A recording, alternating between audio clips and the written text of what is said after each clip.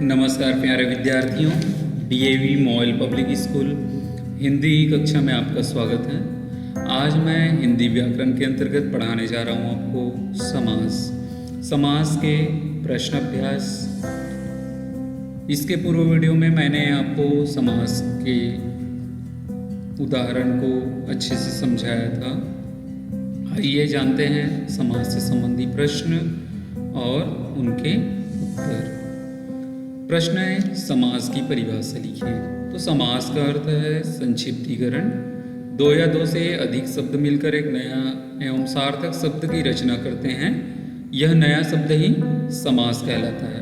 अर्थात कम से कम शब्दों में अधिक से अधिक अर्थ को प्रकट किया जा सके, वही समास होता है। संक्षिप्त रूप में लिखना, छोटे रूप में लिखना, एक शब्द के रूप में लिखना, जो वाक्यांश है उसको वो समास कहलाता है। प्रश्न 2, समास के भेद के नाम लिखिए। भेद अर्थात प्रकार। तो समास के मुख्यतः 6 भेद होते हैं। पहला तत्पुरुष समास, दूसरा अव्ययी भाव समास, तीसरा कर्मधारय समास, चौथा द्विगु समास, पांचवा द्वंद्व समास और छठवां बहुव्रीहि समास। ये समास के 6 प्रकार के नाम हैं। अगला प्रश्न, तत्पुरुष समास के प्रकार को उदाहरण सहित लिखिए।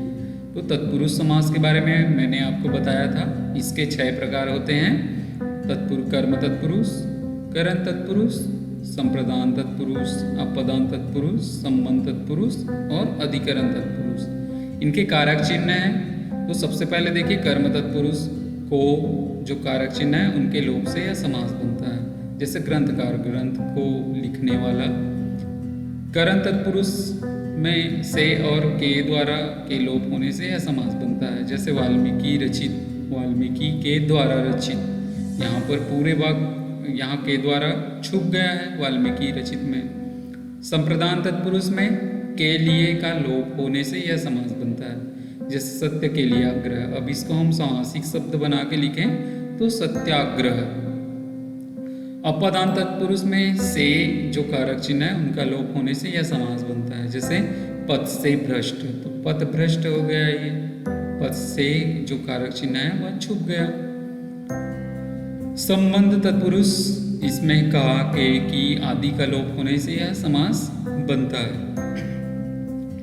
संबंध तत्पुरुष में जैसे राजा की सभा, तो राजसभा की जो कारक चिन्ह है वह छुप गया है। अधिकरण तत्पुरुष में और पर का लोप होने से यह समास बनता है। जैसे जल में समाधि, जल समाधि में जो कारक चिन्ह है वह छुप गया है, उसका लोप हो गया है। इस प्रकार से तत्पुरुष समास के 6 प्रकार हैं और इनमें जब हम समस्त पद बनाते हैं तो कारक चिन्ह छुप जाते हैं और विग्रह करते समय वह कारक चिन्ह पुरुष समास के इन प्रकार के साथ वापस विग्रह में आ जाते हैं। जैसे वाल्मीकि के द्वारा रचित, यहाँ पर के द्वारा जो है यहाँ पर छुप गया है, मगर विग्रह करने से ये पुनः लिखे जाते हैं।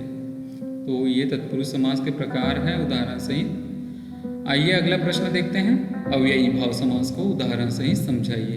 तो जिन शब्दों पर लिंग, कारक, काल आदि शब्दों से भी कोई प्रभाव नहीं होता है, वो अपरिवर्तित रहते हैं, वे जैसे के तैसे रहते हैं। अधिकांश ये अव्यय शब्द संस्कृत से लिए गए हैं। अव्ययी भाव समास के पहले पद में अव्यय शब्द होते हैं। देखिए उदाहरण में आ, यथा, प्रति, यथा, अनु, आ, प्रति, यथा, भर, हर, ये सब पूरे अव्यय शब्द है और इनका पहले ही पद में इनका प्रयोग होता है। जैसे आजन्म, जन्म से लेकर, यथामति, मति के अनुसार, प्रतिदिन, दिन दिन, यथाशक्ति, शक्ति के अनुसार। इस प्रकार से यह पहले ही प्रयोग किए जाते हैं, जिनका लिंग, कारक, काल आदि का कोई प्रभाव नहीं पड़ता है।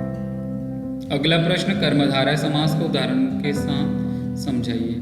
तो जिस समास का पहला पद विशेषण और दूसरा पद विशेष्य हो, अर्थात एक पद उपमान और दूसरा पद उपमेय हो, उसे कर्मधारय समास कहते हैं। कर्मधारय समास का विग्रह करने पर दोनों पदों के बीच में है जो या के समान आते हैं, ये है जो के समान आते हैं, वह कर्मधारय समास की पहचान है विग्रह करते समय। जैसे महादेव महान है जो देव, दुरात्मा बुरी है आत्मा, बुरी है जो आत्मा।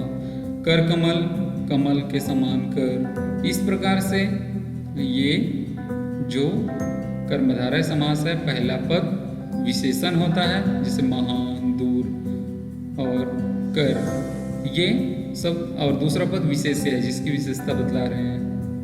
तो इस प्रकार से विशेषण विशेष्य का संबंध कर्मधारय समास में होता है। अगला प्रश्न, द्विगु समास को उदाहरण सहित लिखिए। वह समास जिसका पहला पद संख्या में होता है, जैसे दो, सत, पंच। सत मतलब 100 और पंच मतलब 5, दो मतलब 2। इसका पहला पद, पहला पूर्व मतलब पहला पद संख्यावाचक विशेषण होता है, और समस्त पद समाहार या समूह का बोध कराए। आगे वाला जो पद होता है द्वितीय पद, जिसको उत्तर पद कहते हैं, वह समूह का बोध कराता है, उसे द्विगु समास कहते हैं। जैसे दोपहर, दोपहरों का समाहार। शताब्दी, 100 सालों का समूह, 100 अब्दों का समूह भी कह सकते हैं। पंचतंत्र, 5 तंत्रों का समूह। त्रिनेत्र, 3 नेत्रों का समूह। पंचवटी, 5 वटों का समूह। इस प्रकार से यह प्रथम पद संख्यावाची और द्वितीय पद समूह को दर्शाने वाला होता है द्विगु समास। द्वंद्व समास को उदाहरण से ही समझाइए या उदाहरण से लिखिए। तो जिस समस्त पद में दोनों पद प्रधान होता है, पहला और दूसरा पद, पूर्व पद और उत्तर पद, दोनों को मिलाते समय और, अथवा, या एवं आदि योजक चिन्ह लुप्त हो जाता है, उसके बदले में योजक चिन्ह लगता है, तो वह समास द्वंद्व समास कहलाता है। जैसे देखिए यहाँ पर अन्न जल, अन्न और जल, यहाँ पर विग्रह करने पर और आ गया, यहाँ पर और आ गया, मगर जब हम इसका समासिक पद बनाते हैं, समस्त पद बनाते हैं, तो यहाँ पर योजक चिन्ह लगता है। कौन से समास में? द्वंद्व समास में। अपना पराया, अपना और पराया।